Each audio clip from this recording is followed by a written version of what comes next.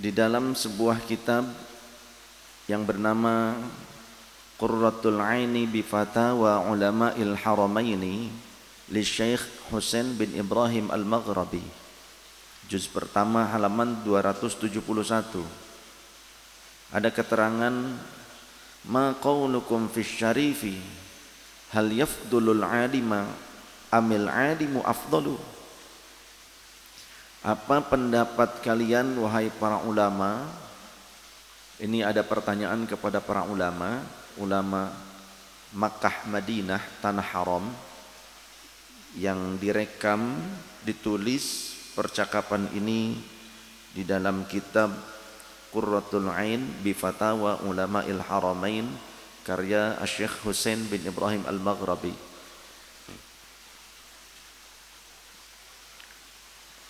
Al-Maghribi ini maksudnya adalah Maroko. Sehingga dulu para ulama dan ahlul bait Rasul yang datang kurun awal ke Indonesia banyak dari Maghrib. Maulana Maghribi, ya, Al-Maghribi, Al-Maghribi. Ataupun banyak juga, ada juga yang dari Samarkand, Asmorokondi, Samarkandi, Samarkand, Uzbekistan. Jadi yang kurun-kurun awal bukan dari Yaman. Yang kurun-kurun awal yakni para wali songo itu mereka bukan dari Yaman. Melihat pada catatan sejarah kuno, mereka menggunakan gelar makhdum ataupun sayyid, syarif, maulana, belakangnya Al-Maghribi. Kemudian juga ada yang Asmorokondi atau As-Samarkandi, Samarkand, Uzbekistan. Jadi tidak ada yang Al-Yamani atau Al-Hadrami untuk kurun-kurun awal. Ahlul Bait kurun awal itu tidak melalui Yaman. Kurang lebih demikian. Di dalam kitab karya Syekh Husain bin Ibrahim Al-Maghribi, juz pertama halaman 271, ada rekam jejak tanya jawab antara umat dengan para ulama Haramain, ulama Tanah Haram, Makkah, Madinah. Ma qaulukum fi syarifi hal yafdulul alima amil alimu afdalu. Apa pendapat tuan-tuan sekalian tentang syarif? Syarif ini keturunan Rasul yang biasanya menempati kedudukan-kedudukan yang penting di sosial masyarakat ataupun tatanan pemerintahan, seperti Maulana Hidayatullah, Makhdum Hidayatullah bergelar syarif. Jadi dikenalnya Syarif Hidayatullah. Ayahnya juga, ya, Maulana Abdullah bergelar syarif. Apa pendapat tuan-tuan para ulama Makkah, Madinah ini tentang syarif, tentang keturunan Rasulullah sallallahu alaihi wasallam?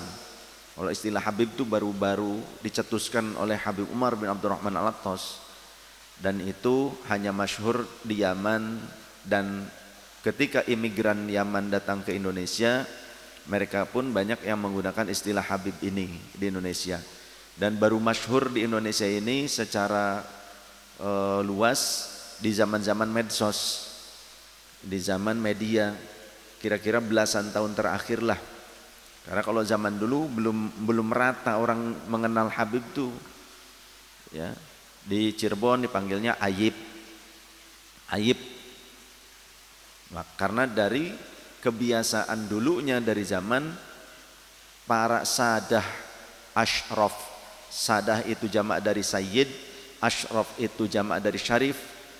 Yang kurun awal datang ke Nusantara, mereka tidak pakai gelar Habib, belum ada saat itu. Pakainya syarif ataupun sayyid, kebanyakan syarif mereka. Ya, boleh sayyid, boleh syarif. Jadi di Cirebon dipanggilnya Ayib karena dari panggilan mudahnya kata Syarif. Di Sumatera pakainya Sidi dari kata Sayyidi, termasuk di Maroko juga sama, ya Sidi, ataupun di luar ya Sayyid atau Syarif. Di Makkah, Madinah ya dulu ya pakainya Sayyid atau Syarif, termasuk keluarga Sayyid Abbas, Sayyid Alwi Al-Maliki, Sayyid Sulaiman. Kemudian juga rajanya dulu zaman masih Hijaz namanya Syarif Husain Al-Qadri. Jadi Syarif, ya Syarif yang menjadi raja-raja Syarif. Ditanyakan oleh masyarakat pada saat itu kepada Mufti Makkah Madinah, apa pendapat kalian tentang seorang Syarif keturunan Rasul sallallahu alaihi wasallam yang dimuliakan? Hal yafdulul alima, apakah mereka ini lebih unggul dibandingkan ulama, orang alim? Amil alimu afdalu, atau sebaliknya, orang alim atau ulama itu lebih unggul dibandingkan Syarif? Apa pendapat atau fatwa Anda sekalian, wahai para ulama Makkah Madinah? Maka al-jawabu, adapun yang menjadi jawabannya adalah asy-syarifu afdalu min haitsun nasabi. Syarif itu lebih unggul jika ditilik, dilihat dari segi nasab. Wal alimu afdalu min haitsul ilmi. Akan tetapi orang yang berilmu, orang alim, ulama itu lebih unggul jika dilihat dari segi ilmunya. Wa fadilatul ilmi tafuqu fadilatan nasabi, dan keunggulan ilmu itu di atas keunggulan nasab. Jangan dibalik. Sekali lagi, wa fadilatul ilmi tafuqu fadilatan nasabi. Keunggulan ilmu, keutamaan ilmu itu lebih unggul, ada di atas keutamaan nasab. Wa qad taqaddama hadzal jawabu awwal al-kitabi anil ajhuri, dan sungguh telah berlalu, kata beliau, jawaban tentang hal ini, dasar-dasar hukumnya di awal kitab ini, anil ajhuri, yang diambil dari fatwa atau penjelasan Imam Al-Ajhuri. Itu terdapat di dalam kitab Qurratul Aini bi Fatawa Ulama'il Haramaini li Syekh Husain bin Ibrahim Al-Maghribi, bukan Qurratul Uyun. Ya, kalau Qurratul Uyun yang tentang masalah bihaqqiz zaujaini, tentang haknya suami istri, nah itu kitab seksual ala agama. Jadi kitab tantra. Gak ngerti, udah jangan ngerti deh. Nanti kalau ngerti cari tahu lagi ini. Ya. Kemudian wa naqala Syekh Nawawi Al-Bantani fi kitab Maraqil Ubudiyyati bi Syarh Wilayatil Hidayati. Al-Imam Asy-Syekh Muhammad Nawawi bin Umar Al-Bantani, beliau menukil di dalam kitab Maraqil Ubudiyyah Syarah Bidayatil Hidayah sahifah ke-79. Wa afada ba'dhum anna man intasaba ila Rasulillahi sallallahu alaihi wa alihi wasallam wa huwa min auladil Hasani awil Husaini. Dan sebagian para ulama telah menyampaikan sebuah penjelasan, keterangan yang berfaedah, sebuah keterangan yang bermakna. Anna man intasaba, sesungguhnya orang yang bernasab, menyandarkan nasabnya ila Rasulillahi sallallahu alaihi wasallam, kepada baginda Rasulullah sallallahu alaihi wasallam, wa huwa min auladil Hasani awil Husaini, yang ia merupakan anak-anak keturunan dari Sayyiduna Hasan dan Husain, dari Al-Hasan ataupun Al-Husaini. Wa huwa ghairu alimin, yang padahal orang tersebut tidak alim atau bukanlah orang yang alim, yafuqu ala ghairihi mimman yusawihi fir rutbati bisittina darajatan.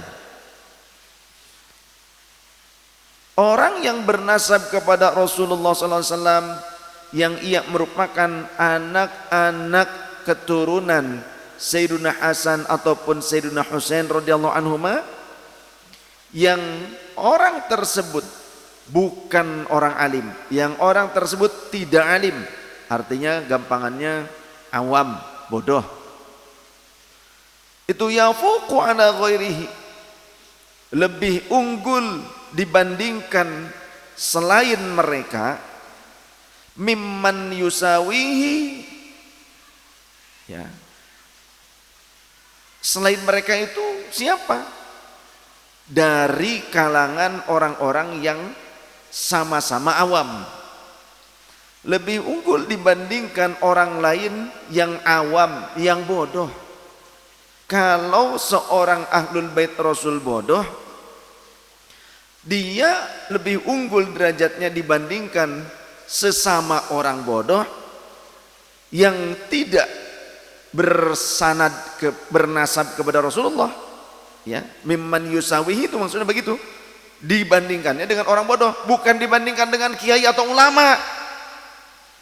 Awas, hati-hati, ada yang mendistorsi, banyak oknum-oknum tuh, supaya apa? Hanya mendoktrin umat,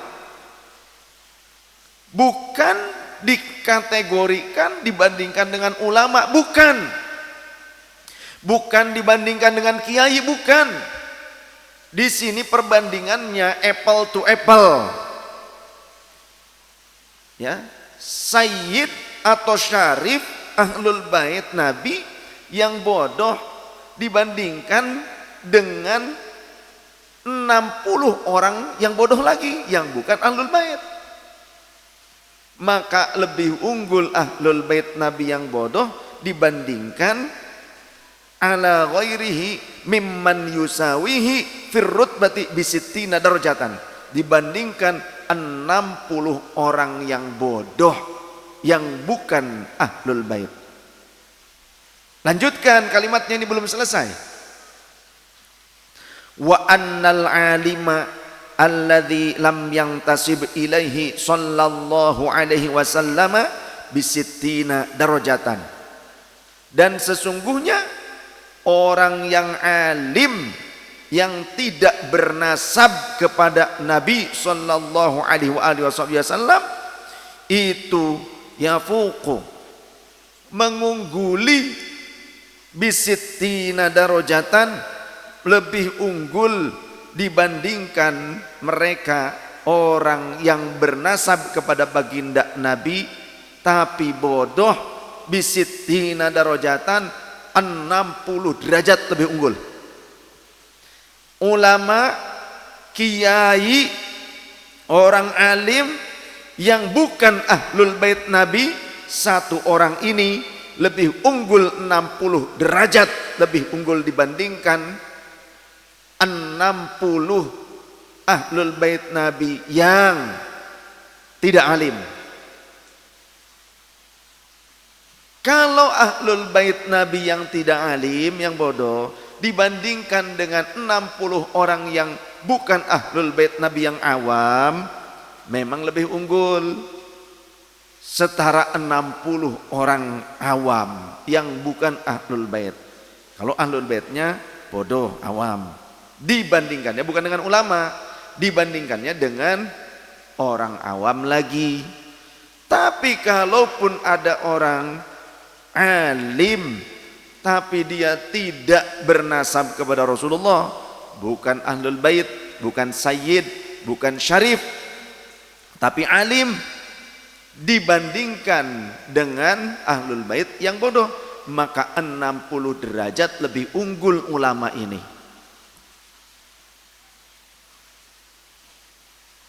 Ya, 60 derajat lebih unggul. Jadi jangan sombong dengan nasab. Jangan sombong dengan nasab.